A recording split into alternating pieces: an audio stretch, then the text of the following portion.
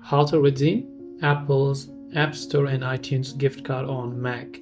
Now, redeeming an iTunes or App Store gift card is fairly simple both on Mac and iPhones as well. All you have to do is just launch your App Store, make sure that you're signed in to the correct Apple ID where you want to redeem your gift card. Click on your Apple ID name from the bottom left of the screen. Then, click on the top right hand side that says Redeem Gift Card.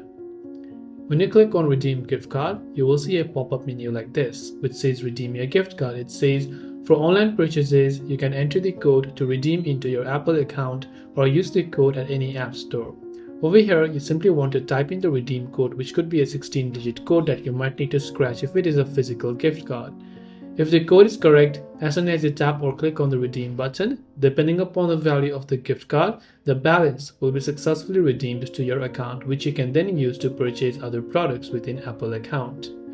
I hope this video helped you out. If you have got any questions, feel free to leave them down below. Thanks for watching and see you soon in the next video.